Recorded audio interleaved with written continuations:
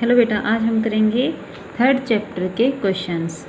देखिए, सबसे पहले हमारे पास दे रखा है कि आय के चक्रीय प्रवाह का अर्थ बताओ, इसके चक्रीय होने के क्या कारण हैं। आंसर है, अर्थव्यवस्था में उत्पादन, आय तथा व्यय को जो निरंतर प्रवाह होता है।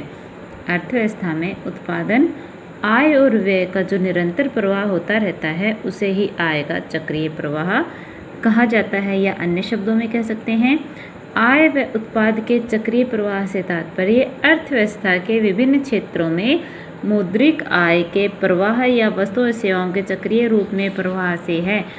इस प्रवाह को चक्रीय इसलिए कहते हैं क्योंकि इसका न तो कोई प्रारंभ होता है और न ही कोई अंत होता है। इसके चक्रीय होने के क्या कारण हैं?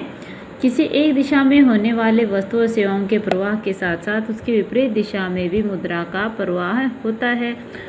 दूसरा है, एक ही क्षेत्र की जो प्राप्तियां होती हैं वो दूसरे क्षेत्र को किए जाने वाले भुगतान के बराबर होती है, रिसिप्ट से पेमेंट के बराबर होती है। यदि भुगतान और प्राप्ति बराबर नहीं होती है तो चक्रीय प्रवाह अवश्य ही किसी बिंदु पर रुक जाएगा। आगे है, आय के चक्रीय प्रवाह पर टिप्पणी लिखें, या फिर ये कहे कि आय के वास्तविक प्रवाह तथा मौद्रिक प्रवाह के अर्थ स्पष्ट कीजिए। तो आय का वास्तविक प्रवाह और मौद्रिक प्रवाह, तो सबसे पहले आता है आय का वास्तविक प्रवाह। यह प्रवाह वस्तुओं व सेवाओं के रूप में होता है। आय का वास्तविक प्रवाह वह प्रवाह है जिसके अंतर्गत साधन सेवाओं का प्रवाह परिवार क्षेत्र से फर्म क्षेत्र की तरफ तथा साधन सेवाओं के भुगतान के रूप में वस्तुओं सेवाओं का प्रवाह फर्म क्षेत्र से परिवार क्षेत्र की तरफ होता है। क्या पहले तो क्या होगा, हमारे पास फर्म है, फर्मों से हमें क्या साधन और सेवाएं मिलेंगी, ठीक है। तो परिवारों से हमें साधन और सेवाएं फर्म के मिली।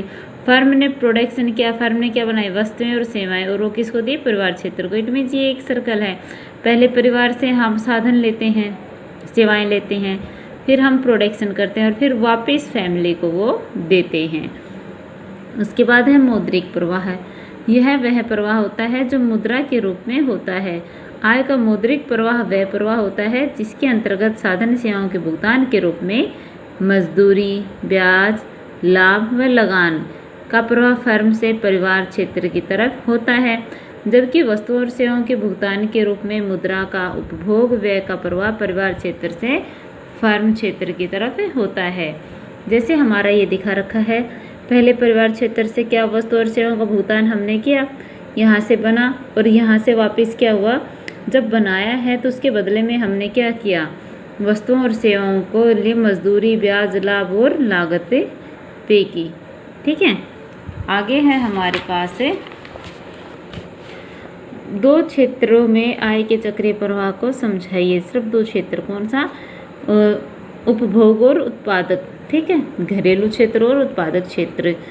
तो ये दो हमारे क्षेत्र हैं। इनमें देखिए आय का चक्रीय प्रवाह दो क्षेत्रीय मॉडल द्वारा कैसे दिखाया जाता है कि अर्थव्यवस्था में केवल दो क्षेत्र, परिवार क्षेत्र और फर्म क्षेत्र ही पाए जाते हैं। अर्थव्यवस्था बंद होती है, आर्थिक क्रिया में सरकारी हस्तक्षेप नहीं होता, परिवारों द्वारा प्राप्त समस्त आय खर्च कर दी जाती है, अर्थात कोई बचत नहीं होती।